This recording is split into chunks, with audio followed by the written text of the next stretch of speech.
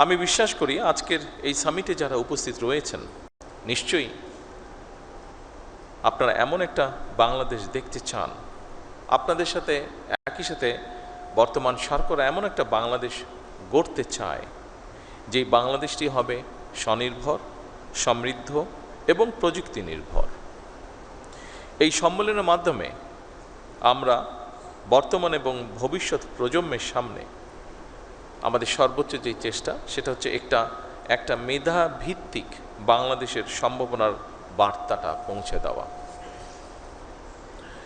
সম্মানিত সকল উপস্থিতিবৃন্দ, সমগ্র পৃথিবী বা বিশ্ব একটা এমন সন্ধিক্ষণে দাঁড়িয়ে আছে যেখানে কৃত্রিম বুদ্ধিমত্তা, রোবোটিক্স এবং স্বয়ংক্রিয় প্রযুক্তি মিলেমিশে চতুর্থ এবং পঞ্চম শিল্প বিপ্লবের ভিত্তি রচনা করছে।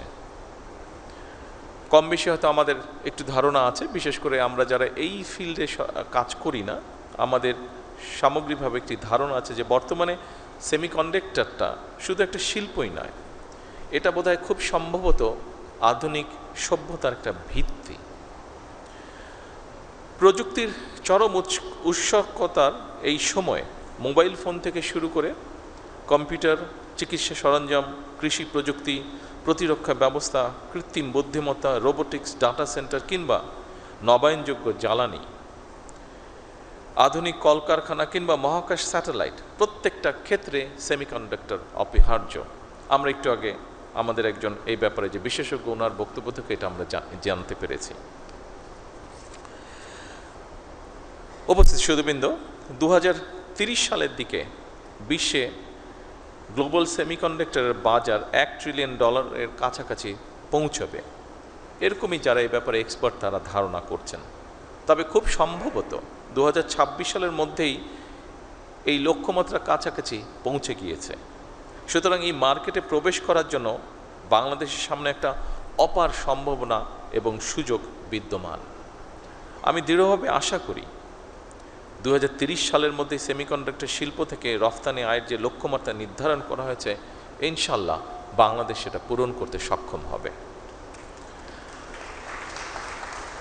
সম্মানিত উপস্থিতিবৃন্দ, এর আগে যারা বক্তব্য রেখেছেন তাদের কারো কারো বক্তব্য থেকে আমরা জানতে পেরেছি বাংলাদেশের 3000-এরও বেশি সেমিকন্ডাক্টর পেশাজীবী বর্তমানে আমেরিকা, মালয়েশিয়া, দক্ষিণ কোরিয়া, জাপান, সিঙ্গাপুর এবং ইউরোপ সহ বিশ্বের বিভিন্ন দেশের বিভিন্ন বড় বড় প্রযুক্তি কোম্পানি, গবেষণা প্রতিষ্ঠান, বিশ্ববিদ্যালয় তারা তাদের যোগ্যতার প্রমাণ রেখে চলেছেন। ইঞ্জিনিয়ার, আর্কিটেক্ট, গবেষক, ম্যানেজার, উদ্যোক্তা হিসাবে অবদানও তারা রাখছেন। প্রবাসের বিশ্ব স্বীকৃত এই সব মেধাবীদেরকে বাংলাদেশের সমৃদ্ধির পথে আরও গভীরভাবে যুক্ত করার ব্যাপারে সরকারি বেসরকারি পর্যায় থেকে উদ্যোগ নেওয়া অত্যন্ত জরুরি। উপস্থিতিবৃন্দ, বাংলাদেশে ইতিমধ্যেই semiconductor design, verification, training, embedded system, power electronics এবং অ্যাডভান্স প্যাকেজিং এইসব ক্ষেত্রে কাজ শুরু হয়েছে। দেশের বেশ কিছু প্রতিষ্ঠান ইতিমধ্যে আন্তর্জাতিক বাজারেও প্রবেশ করেছেন। সেমিকন্ডাক্টর খাতকে সরকার একটি জাতীয় অগ্রাধিকার ভিত্তিক খাত হিসাবে আমরা বিবেচনা করছি বর্তমান সরকার। তবে এই খাতের উন্নয়নে খুব সম্ভবত একক কোনো মন্ত্রণালয় বা প্রতিষ্ঠানের কাজ নয়, এটা একটা সম্মিলিত জাতীয় মিশন। এই মিশনের দায়িত্ব শুধু সরকারের নয়, একই সাথে আমি মনে করি বিশ্ববিদ্যালয়, গবেষণা প্রতিষ্ঠান, শিল্প খাত, উদ্যোক্তা এবং প্রবাসী বিশেষজ্ঞ সবার আমাদের এই দায়িত্ব। এবং সেই লক্ষ্য পূরণের জন্য বর্তমান সরকার বিশেষ করে সেমিকন্ডাক্টর শিল্পকে এগিয়ে নিতে চলতি বাজেটে, যা আপনারা রেহানের বক্তব্য থেকে এরই মধ্যে শুনেছেন, চলতি বাজেটে এই শিল্পের সঙ্গে জড়িতদের চাহিদা অনুযায়ী এই সেক্টরে যারা ইনভলভ আছেন তারা আমাদের সাথে কথা বলেছিলেন এবং তাদের প্রতি সম্মান রেখে এবং এই সেক্টরটাকে এগিয়ে নিয়ে যাবার জন্য আমরা চেষ্টা করেছি এই সেক্টরকে কিভাবে সামনে এগিয়ে নিয়ে যায় তার জন্য আমরা কতগুলো পদক্ষেপ গ্রহণ করেছি। বিশেষ করে এই বাজেটে সেমিকন্ডাক্টর শিল্প তৈরির সকল কাঁচামালের উপরে সব ধরনের ট্যাক্স বা শুল্ক প্রত্যাহার করা হয়েছে। সেমিকন্ডাক্টর ডিজাইন সার্ভিসে রফতানি আয়ের উপরে নগদ ইনসেন্টিভ বা প্রণোদনা চালুর উদ্যোগও নেওয়া হয়েছে। একই সঙ্গে নতুন উদ্যোক্তা উদ্ভাবন বাস্তবায়নের জন্য সরকার প্রথমবারের মতন বছরে 500 কোটি টাকার স্টার্ট আপ অনুদানও রেখেছে। ইতিমধ্যে এই প্রক্রিয়াটি শুরুও হয়েছে এবং স্টার্ট আপের যে অনুদান সেটি আমরা চেষ্টা করেছি সঠিকভাবে, যতটুকু সম্ভব সঠিকভাবে আমরা বিভিন্ন জনকে উৎসাহিত করার জন্য সেটি তাদের হাতে পৌঁছেও দেওয়া হয়েছে। উপস্থিত সকল সম্মানিত সুধীবৃন্দ, আজকের এই সামিটে আমি আবারও নিশ্চিত করতে চাই আপনাদের কাছে, বর্তমান সরকার ইতিমধ্যে সেমিকন্ডাক্টর শিল্পের জন্য ব্যবসা বান্ধব পরিবেশ তৈরিতে সর্বাত্মক পরিকল্পনার বাস্তবায়নের কাজ শুরু করেছে। বিনিয়োগ বান্ধব নীতি, কর সুবিধা, বন্ডের সুবিধা প্রদান এবং বিশেষায়িত অবকাঠামো নিশ্চিত করতে সরকার প্রতিনিয়ত চেষ্টা করছে কাজ করার জন্য। বিদ্যমান যে সকল হাইটেক পার্ক আছে এগুলোকে আধুনিকরণের পাশাপাশি একটি বায়োটেক পার্ক নির্মাণেরও পরিকল্পনা আমরা করছি। যারা বাংলাদেশে সেমিকন্ডাক্টর ইন্ডাস্ট্রির সঙ্গে যুক্ত আছেন, আপনারা সম্প্রতি মালয়েশিয়া, দক্ষিণ কোরিয়া এবং আমেরিকায় রোড শো আয়োজন করেছেন। বাংলাদেশের সেমিকন্ডাক্টর সম্ভাবনাকে আন্তর্জাতিক পর্যায়ে আপনারা তুলে ধরেছেন।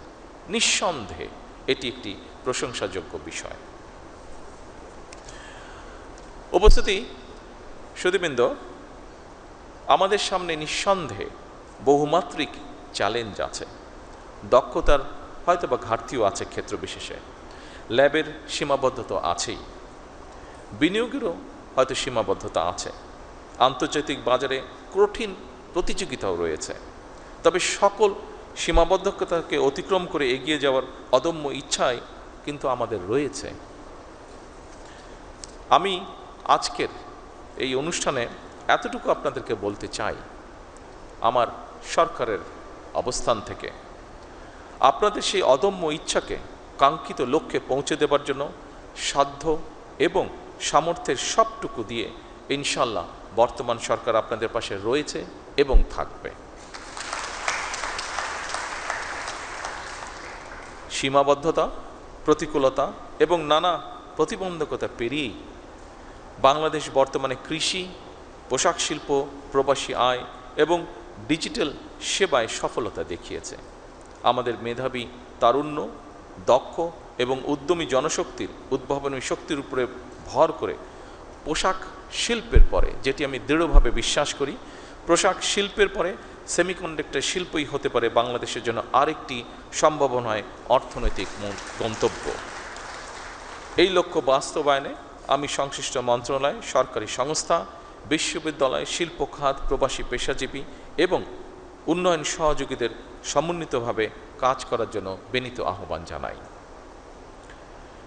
উপস্থিতিবৃন্দ, এই 2 দিনের সামিট থেকে নতুন নতুন অংশীদারিত্ব, গবেষণা উদ্যোগ, বিনিয়োগের সুযোগ এবং উদ্ভাবনী চিন্তার জন্ম হবে ইনশাল্লাহ, যা বাংলাদেশের প্রযুক্তি খাতকে আরও